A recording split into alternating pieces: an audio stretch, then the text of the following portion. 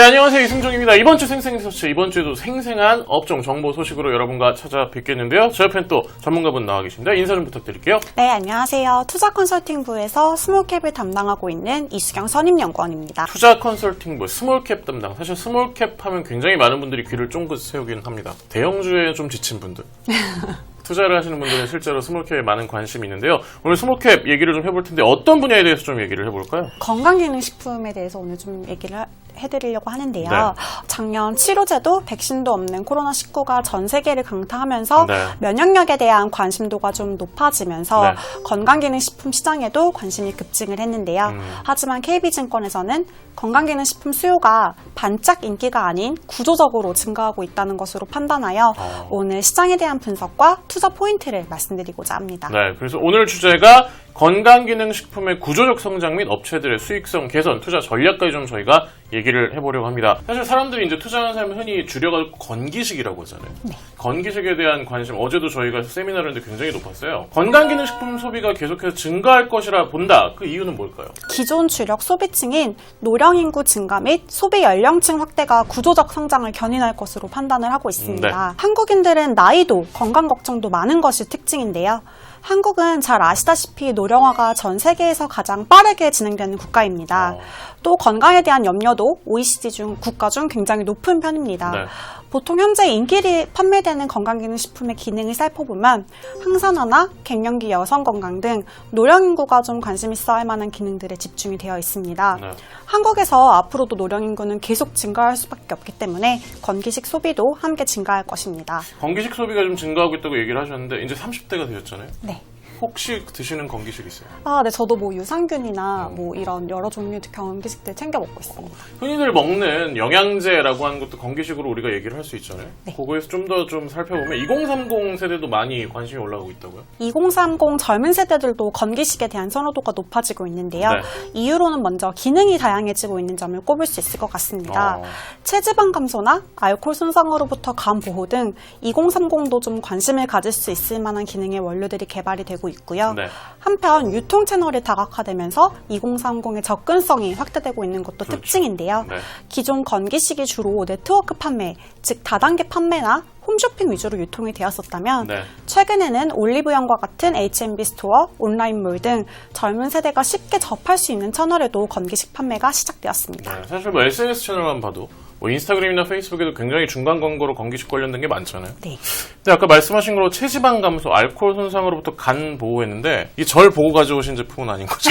네, 아닙니다. 알겠습니다. 저도 먹고 있고요. 아, 드시고 계십니다. 간 보호까지. 소비가 증가하면서 시장에서 일어난 변화도 또 어떤 게 있을까 굉장히 궁금해요. 네, 이렇게 소비자들로부터의 수요가 증가하면서 네. 수익성이 좀 개선되는 업체들이 나타나기 시작했습니다. 네. 사실 이제까지 건기식 업체들은 대부분 비용 비중이 높고 특히 변동비가 차지하는 비중이 컸기 때문에 매출액 증가에 따른 영업 레버리지 효과가 적었던 것이 사실인데요. 이 변동비가 차지한다는 얘기는 어떤 면이에요? 변동비는?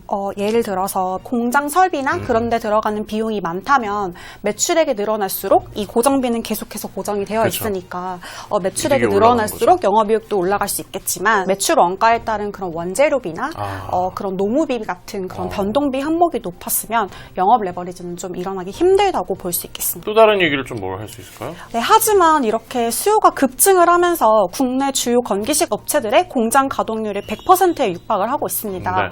네. 이에 공장 증설을 진행하면서 본격적으로 수익성 개선 구간에 진입하는 업체들이 생기기 시작을 했는데요. 네. 우리가 공장 증설을 하게 되면 노무비나 외주 가공비 같은 그런 변동비 항목을 절감이 가능합니다. 네. 그래서 증설을 하게 되면 이제 공장 증설에 들어가는 감가상각비가 들어가게 되잖아요. 근데 이렇게 감가상각비가 늘어나더라도 변동비가 좀 감소를 할 수 있기 때문에 네. 영업이익률이 상승할 수 있을 것으로 판단을 하고 있습니다. 네. 업체들은 이렇게 공장 증설을 하게 되면서 여유 가동률 또한 확보를 할 수 있게 되었는데요. 먼저 브랜드사의 경우 히트 원료가 탄생하면 급증하는 수요에 대응을 하고 복합 원료 제품을 출시하는 등 빠른 소비자 대응이 가능해진다는 것이 특징입니다. 네. ODM, OEM사는 브랜드사로부터 이렇게 수주를 받을 때 평가 항목에서 유리한 점이 생기게 됩니다. 일단 수요 많은 거는 만들고 그 외에 좀 공장이 남으면 그걸로 다른 제품들을 시도해보고 이럴 수 있다는 거죠? 네, 맞습니다. 거기서 또 히트 상품이 나올 수도 있고요? 네, 알겠습니다. 히트 상품이 이제 나오게 되면은 매대에 빠르게 이제 상품들을 깔 수 있다는 그런 장점도 있습니다. 자, 건강기능식품 소비가 증가하고 업체들의 수익성 개선되는 거 외에 또 다른 변화가 있다면 어떤 게 있을까요? 건강기능식품 시장 내 수요가 고시형 원료에서 개별 인정형 원료로 이동하고 있는 점 또한 시장 확대에 굉장히 긍정적인데요. 네. 건기식 원료는 크게 고시형과 개별 인정형 원료로 나눌 수 있습니다. 네. 먼저 고시형 원료의 경우 잘 알고 계시는 비타민이나 홍삼 등 업체들이 진입 장벽 없이 누구나 생산할 수 있는 품목입니다. 네. 반면 개별 인정형의 경우 연구 개발 후 식약처 승인까지 받은 업체가 독점력을 가질 수 있는 원료인데요. 네. 동일 기능일지라도 고시형보다는 개별 인정형 원료의 판매 가격대가 더 높은 편입니다. 왜냐하면 고시형 원료는 누구나 판매할 수 있기 때문에 가격 측면에서 경쟁이 심했지만 개별 인정형 원료는 독점 소재이기 때문에 판매 업체가 가격 지배력을 가질 수 있기 때문입니다. 네. 건강기능식품에 대한 관심이 많아지면서 사람들이 다양한 기능과 원료의 소비를 늘리고 있습니다. 네. 개별 인정형 원료 개발이 지속적으로 이루어지면서 기능이 다양화되는 것도 새로운 수요를 흡수할 수 있는데요. 그렇죠. 2020년 하반기에 수면 질 개선 기능을 가진 건강기능식품이 새롭게 출시된 바가 있습니다. 예를 들어 본인은 50대 남성이라 갱년기와도 상관이 없고 네. 프로바이오틱스 등에도 관심이 없던 사람이 수면에 대해 불편함을 느끼고 있었을 경우 약은 좀 처방받기 부담스럽지만 그렇죠. 건기식은 접근성이 더 쉽다는 장점이 있습니다.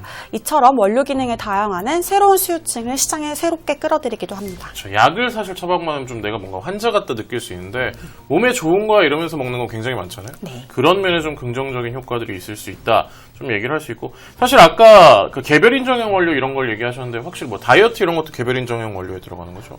아주 그렇게 체지방 기능 내에 고시형 원료가 있고 개별 인정형 원료가 있습니다. 그럼 한 가지 기능 안에도 양쪽이 다 나뉘어 있다고 네, 볼 수 있겠네요. 맞습니다. 그러면 건강기능식품 시장 내에서 우리는 어떤 투자 전략을 가져야 하냐 사실 이게 굉장히 중요하고 특히나 보는 분들이 스몰캡에 관심을 갖는 이유는 이거예요. 네. 우리가 잘 모르는 기업을 좀 알아낼 수 있는. 네. 그래서 어떤 투자 전략이 필요할까요? 브랜드사보다는 ODM과 OEM사를 더 선호를 하고 있는데요. 그 이유는 시장이 커지면 경쟁이 심화될 수밖에 없잖아요. 그렇죠. 이때 브랜드사들은 광고 모델 등에 지불하는 광고 및 판매 촉진비나 홈쇼핑사에 지급하는 지급 수수료 등 비용 항목이 증가되는 것이 좀 우려가 됩니다. 그렇죠. 하지만 ODM, OEM사는 브랜드사의 수주 증가로 네. 규모의 경제가 빠르게 일어날 수 있고 앞서 말씀드린 항목과 같은 비용이 발생하지 않는 점 또한 매력적입니다. 수주가 증가하면서 매출액이 증가하는 것은 물론 증설로 인한 자동화율 증가 등 영업이익률 또한 개선될 수 있을 것으로 전망합니다. 광고나 이런 경쟁에 의해서 심화될 수 있는 가격이 올라갈 수 있는 브랜드사보다는 ODM, OEM사를 선호한다라고 좀 정리를 할 수 있지 않을까 싶고요. 자, 지금 저희가 지금까지 건강기능식품 시장 내에서 어떤 전략을 가져야 하는지까지 좀 얘기를 해봤는데 사실은 가장 궁금한 게 종목이에요. 관련된 종목은 뭐가 있을까요? 자세히 보기 클릭하신 후에 링크를 클릭하시면 관련 종목에 대한 정보 자세하게 보실 수 있습니다. 아, 말로는 직접 얘기하지 않으시고 네. 아래에 있는 자세히 보기 링크 클릭하시면 저희가 종목 관련해서 투자 이거 하는 게 좋을 수도 있어요 라고 얘기를 직접 하셨고요. 네. 그거 관련된 종목까지 보실 수 있습니다. 오늘은 여기까지. 저희는 다음 주에 새로운 종목과 새로운 정보와 함께 돌아오겠습니다. 감사합니다. 감사합니다.